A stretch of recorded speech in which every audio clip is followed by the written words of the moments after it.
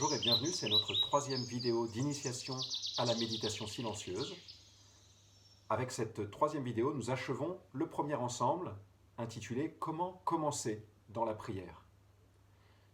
Nous avons vu les préalables, nous avons vu la dernière fois la préparation immédiate et nous allons voir aujourd'hui les grandes étapes de la méditation. Alors dans cette vidéo, j'aborderai tout d'abord ce qu'on pourrait appeler le sas d'entrée, se libérer des pensées négatives qui peuvent venir polluer la prière. Et puis ensuite, je détaillerai les 4 étapes traditionnellement repérées de la méditation. Celles que nous approfondirons dans la deuxième série de cette école de prière, deuxième série consacrée à comment durer dans la prière. Alors le premier point aujourd'hui, c'est d'aborder le sas d'entrée dans la méditation. Vous vous souvenez que la dernière fois, nous avions achevé la question de la préparation immédiate par le moment où, le corps étant disposé, eh bien, nous nous mettions en présence du Seigneur. Un premier contact. Et puis j'avais dit que ce premier contact, il ne peut pas durer indéfiniment. Il est important ensuite d'entreprendre un autre travail. La première étape de ce travail, c'est celle que j'aborde maintenant. On pourrait dire qu'il s'agit de se libérer des pensées négatives. Pour entrer dans la méditation, il faut vraiment se présenter en vérité devant Dieu. Venez comme vous êtes. C'est la punchline de McDonald's, mais ça marche aussi pour la méditation silencieuse. Une autre manière de le dire, ce serait de reprendre la parole de la Vierge Marie. « Voici la servante du Seigneur. Me voici, Seigneur, comme je suis. » Ça peut être une bonne manière de s'appuyer sur cette parole. « Me voici, Seigneur. Voici ton serviteur. » Et puis, dans la foulée, eh bien, il est bon de pouvoir exprimer au Seigneur et nommer, du coup, en même temps, les sentiments qui m'habitent. De douleur, de joie, d'enthousiasme pour un projet, de tristesse, au contraire, de paix. Pouvoir dire un peu ou sentir dans quel état je suis et l'exprimer devant le Seigneur. Et puis également, pouvoir repérer et nommer peut-être des idées, pour ne pas dire des idées fixes, qui me tournent un peu dans l'esprit, que je ressasse d'une certaine manière. Alors souvent les sentiments sont liés à des pensées, mais pas systématiquement. Par exemple, je suis triste parce que l'un de mes enfants a des difficultés relationnelles à l'école. Ou bien je suis énervé parce que mon chef de service m'a critiqué devant les autres. Ou bien je suis hyper enthousiaste parce qu'on m'a confié un nouveau projet. Il est bon d'être assez au clair sur ce qui nous habite intérieurement. Une fois qu'on a un peu clarifié notre état intérieur, eh bien, il est bon de se confier avec foi au Seigneur. Voilà, je me confie à lui, je lui dépose tout dans un nouvel acte de foi, un acte d'abandon concret. À ce stade, il y a un discernement à opérer en fonction du type de pensée et de sentiment que j'ai identifié en moi. Il y a 2 options principales. La première, ça va être de couper net, de briser l'enchaînement des pensées. Et la seconde option, ça va être au contraire d'utiliser la force du sentiment pour entrer dans la prière.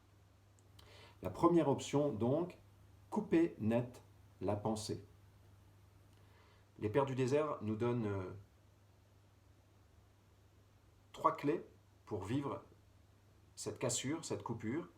La première, c'est de renoncer à la pensée fixe.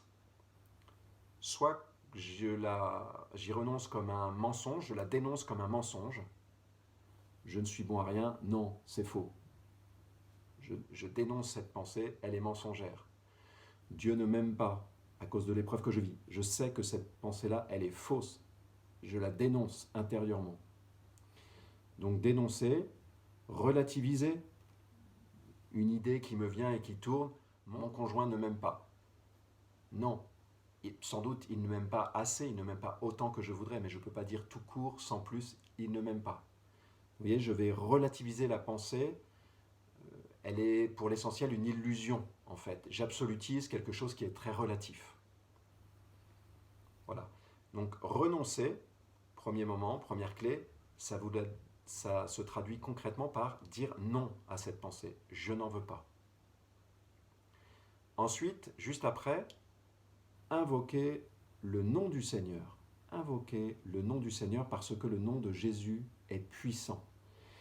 Et donc je vais m'appuyer immédiatement sur cette présence du Seigneur dans laquelle je suis entré préalablement. Je vais m'appuyer sur cette présence, je vais prononcer son nom et je vais lui demander d'intervenir à l'instant même dans mon âme et de briser ce cercle du ressassement. Je m'appuie sur le nom, N-O-N, que Jésus lui-même a prononcé contre tous les mensonges, contre toutes les tentations, contre toutes les suggestions du mal. Le nom de Jésus vient en moi par cet acte de foi. Essayez, c'est très efficace. Dans la foi, la puissance du nom de Jésus pour évacuer une pensée négative. Et puis, après cette renonciation et cette invocation du nom de Jésus, eh bien, restez en veille, active. C'est-à-dire que souvent, cette pensée va disparaître immédiatement ou bien se dissiper assez vite. Il s'agit, vous voyez, de chasser cette pensée jusqu'au bout, hein, pas la laisser sur le rebord de mon âme, non, la chasser. C'est moi qui suis le maître à bord, et c'est moi qui suis le maître en moi. Et donc, j'évacue la présence de ces pensées lancinantes dont je ne veux pas, et que le Seigneur ne veut pas pour moi. Alors parfois, une fois qu'elle est sortie, elle va avoir tendance à revenir. Et là, il faut être très réactif et redire immédiatement « Non, stop, dehors, Jésus, chasse cette pensée ». La deuxième option, pour vivre ce sas d'entrée, ça va être d'utiliser la force du sentiment. Je recommande cette attitude-là lorsque le sentiment ou la pensée qui nous habite est trop prégnante pour que je puisse l'évacuer comme ça en disant non simplement. Donc vous voyez, là il y a vraiment un discernement à opérer, à chacun de sentir, mais c'est vrai que souvent on découvre peu à peu dans quel sens il faut utiliser ce qui est en nous. Soit je repousse, soit j'utilise. Alors comment est-ce que je peux utiliser ça? Ce sont les psaumes qui sont vraiment une très belle école pour nous apprendre cela. Nous voyons dans tous les psaumes qu'on démarre avec un certain climat, un certain sentiment, une certaine pensée précise, souvent liée à de la supplication, à une épreuve qui est vécue. Et les psaumes, ils nous donnent, là encore, 4 éléments. Le premier, c'est qu'ils nous disent, ce sentiment qui t'habite, il ne faut pas simplement le ressasser intérieurement, mais il faut passer du monologue au dialogue. C'est-à-dire que je peux me dire, je suis triste, mais ce qui est décisif, ça va être de dire, Seigneur, je suis triste. Vous voyez, je fais de mon sentiment l'aliment immédiat de ma prière. Seigneur, je suis enthousiaste parce qu'il m'arrive telle chose, je le dis au Seigneur. Vous voyez, je ne suis pas simplement en train de tourner tout seul avec ce qui m'habite. Un mot qu'il y a dans les psaumes, hein, épanche ton âme devant le Seigneur. J'épanche les sentiments de mon cœur devant le Seigneur. Et je vais donc abonder dans le sens de ces sentiments. Je vais, en parlant, en les exprimant, eh bien, plonger. Alors bien souvent, ça va me faire plonger dans la dimension de la supplication, ou déployer au contraire l'action de grâce. Mais ce qui va arriver le plus souvent quand je suis du côté de la supplication, c'est qu'à un moment, c'est le troisième temps dans les psaumes, à un moment, il va y avoir comme un point de basculement. C'est-à-dire qu'à force d'épancher mon âme devant Dieu, de plonger dans cette supplication, eh bien à un moment, Dieu me communique une grâce de paix qui va me permettre alors de laisser du coup ce sentiment un peu de côté et de passer à autre chose, c'est le quatrième temps, de me laisser conduire pour la suite de la prière. Là on voit bien comment il y a un sas là, à travers ce moment où j'exprime mes sentiments et je les fais monter devant Dieu avec ferveur, en m'impliquant vraiment avec force, et à un moment, ça débouche sur autre chose. Voilà. Et là, nous sommes prêts pour entrer dans la suite de la prière, la méditation proprement dite. Ce sas d'entrée, il dure 1 à 3 minutes, parfois un peu plus, en régime de croisière. Vous voyez, il s'agit un peu de passer un rideau. Pourquoi ? Parce que je ne suis pas là pour rester indéfiniment enfermé dans, j'allais dire, le petit sentiment, même s'il est bon, légitime, noble, mais le petit sentiment qui m'habite. Seigneur, je suis là pour toi. Ok, je suis préoccupé par telle chose. Ok, il y a ceci qui est grave dans ma vie. Ok, j'ai rencontré une personne dont je suis tombé amoureux et c'est peut-être la personne de ma vie. Néanmoins, vous voyez, ce n'est pas forcément ça qui va focaliser toute l'attention de ma prière. Je présente ça au Seigneur et je vis un passage. Je ne veux pas passer mon temps de prière à réfléchir à telle décision que j'ai à prendre. Donc, Seigneur, aide-moi. Aide-moi à te regarder. Aide-moi à te chercher maintenant, toi. Arrache-moi à mes préoccupations. Arrache-moi à mes soucis. Bien évidemment, il va y avoir des exceptions. Il y a des moments dans notre vie où la petite trajectoire que je viens de décrire, de plonger dans la supplication pour accueillir une onction d'apaisement, une onction de joie, elle ne va pas prendre 3 minutes, elle va occuper tout le temps de la prière et ma méditation, ma prière, ça va être ça. Pourquoi ? Parce que il y a des épreuves qui sont trop significatives, trop prégnantes en mon âme pour que je puisse simplement les traverser sans plus comme un petit rideau. Voilà. Donc là encore, à chacun de nous de discerner, de sentir les choses. Il y aura des moments où notre prière, ça sera simplement de plonger dans la supplication par rapport à quelque chose qui nous habite. Voilà. Mais je voudrais quand même nous rendre attentifs. Il ne faut pas que ça soit systématiquement ça, sinon ça veut dire que nous manquons un discernement. Voilà. De manière habituelle, la méditation silencieuse n'est pas consacrée à la résolution de questions qui me préoccupent.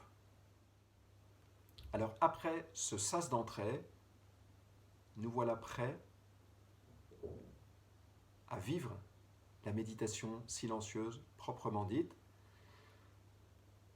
Classiquement, la tradition spirituelle a repéré 4 grandes étapes dans la prière.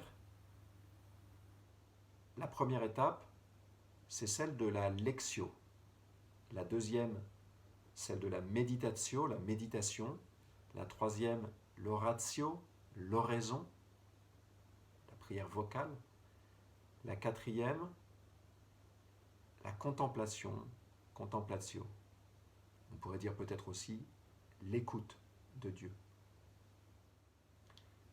Tout d'abord, la lectio. Les maîtres spirituels, pour la plupart, nous recommandent d'avoir fait cette lectio avant le temps de méditation. Alors vous allez me dire, ça commence à faire beaucoup. Voilà, il faut écouter les personnes qui ont de l'expérience. Donc je ne vous livre simplement pas mon avis personnel, mais l'expérience des mystiques. Il est bon d'arriver à la méditation en ayant préparé ses munitions. Je m'explique. Habituellement, pour la méditation, je vais m'appuyer sur la parole de Dieu.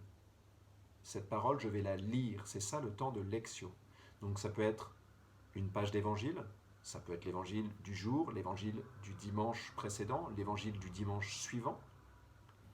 Ça peut être un autre passage des Écritures, ça peut être 2 ou 3 strophes d'un psaume, ou un psaume tout entier.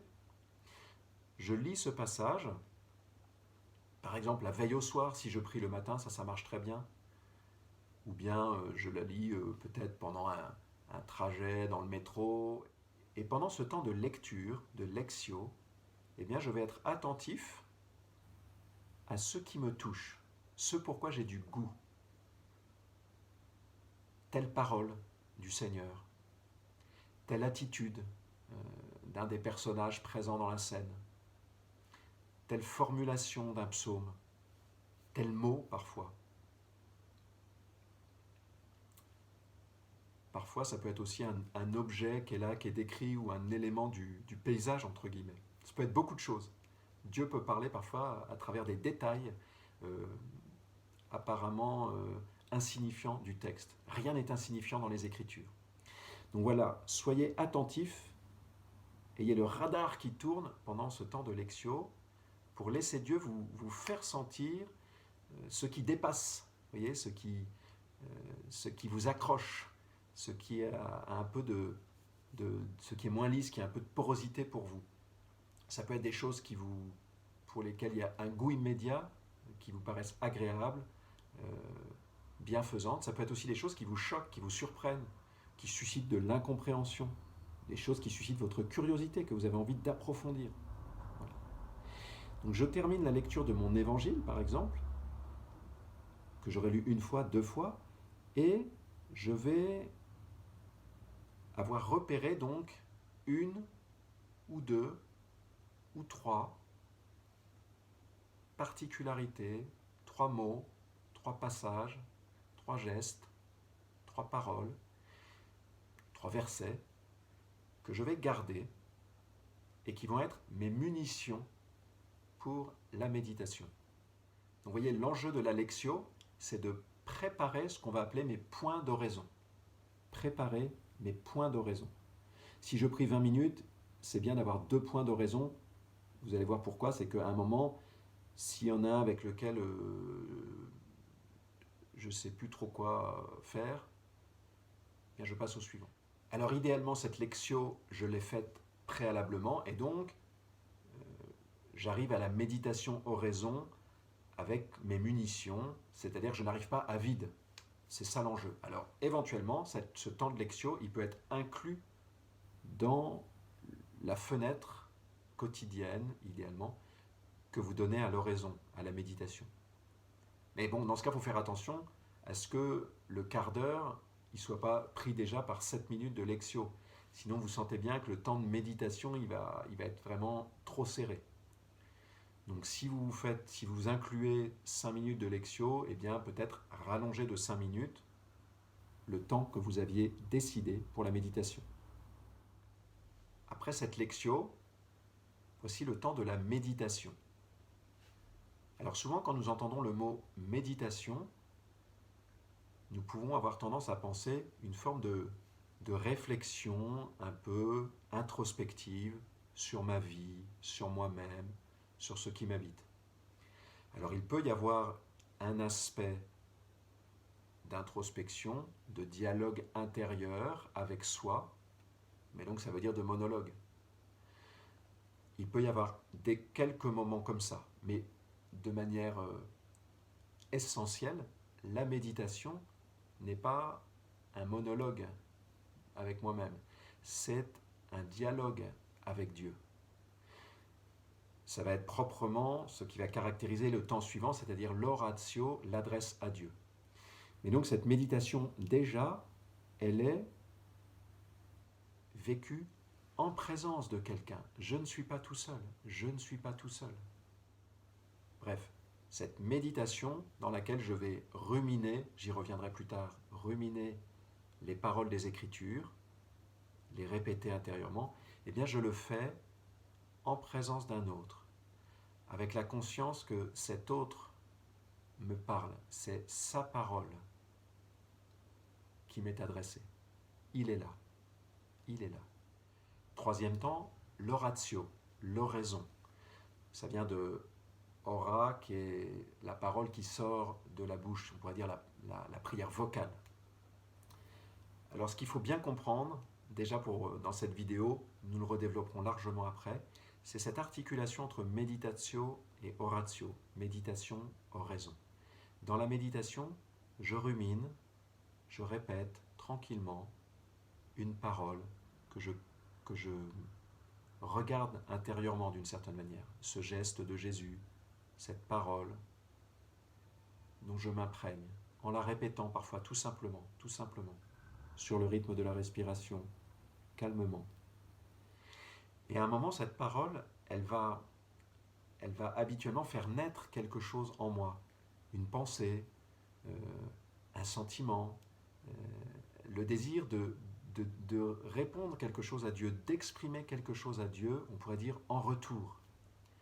Et ça va être ça, cette parole adressée à Dieu, le moment de l'oraison. Et donc nous sentons bien comment dans méditation, oraison, tout l'enjeu c'est que se noue et s'amorce un dialogue entre le Seigneur qui est présent et moi-même.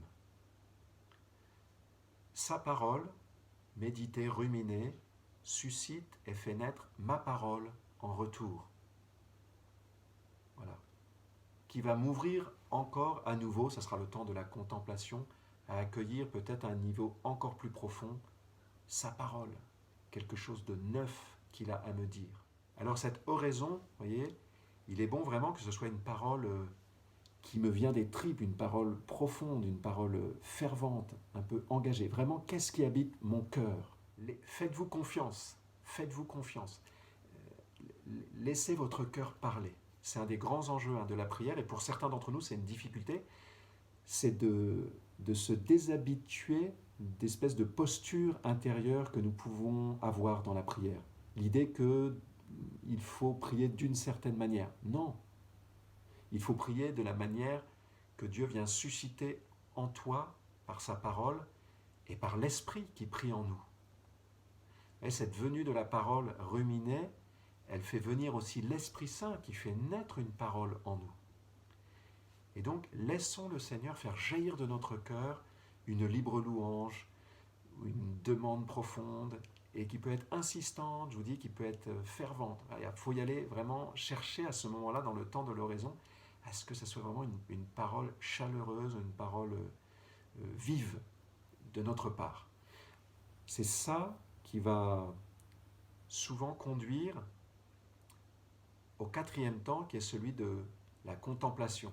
Si je prie de manière trop superficielle, si je ne suis pas assez engagé, j'allais dire, intérieurement dans l'oraison, si j'ose pas, voyez, répéter 10 fois de suite quelque chose qui m'habite, tout simplement, comme nous y invitent et le font beaucoup les moines en Orient, répéter une parole, répéter une parole, répéter une parole qui habite mon cœur, la répéter.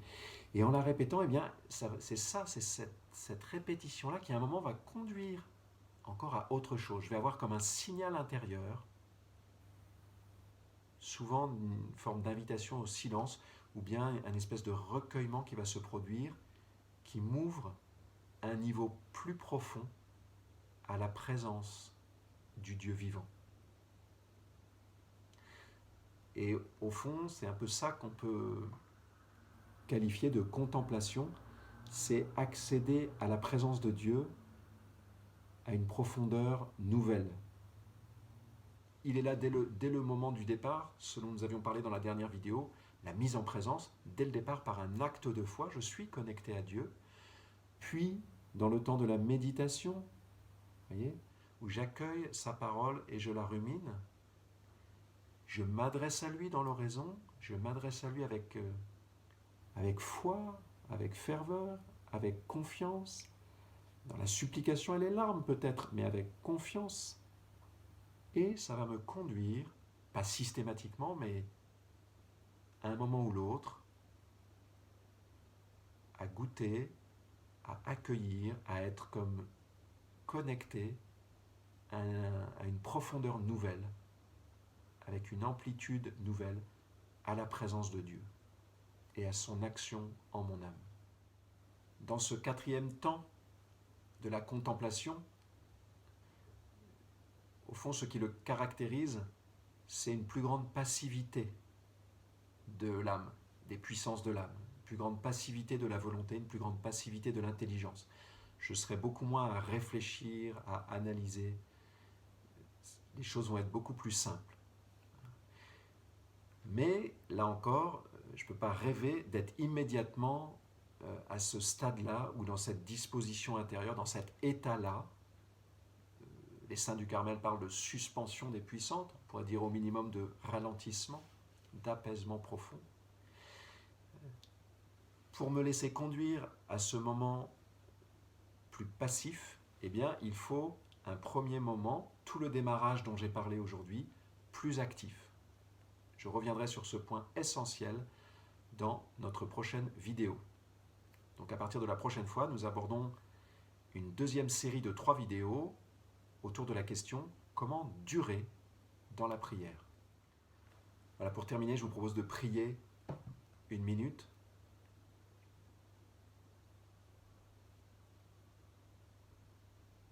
Dieu notre Père, nous te bénissons pour cet esprit de prière que tu répands en nos âmes. Tu veux nous conduire à goûter plus profondément ta présence dans nos vies, au-dedans de nous. Seigneur, répands sur chacun de nous, répands sur chacune des personnes qui regardent cette vidéo un esprit de discernement. Donne à chacun de pouvoir discerner ce qu'il doit faire de ses pensées et de ses sentiments.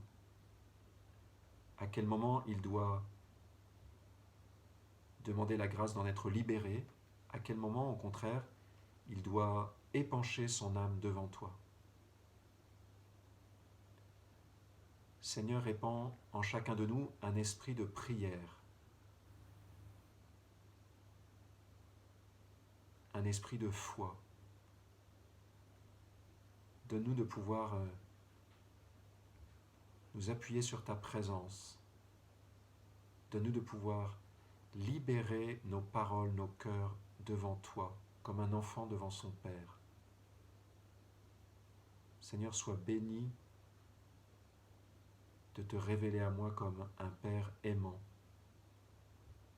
qui veut me faire entrer dans son intimité, qui veut me faire goûter une communion profonde, nouvelle. Seigneur, conduis-moi dans ces eaux profondes de la prière.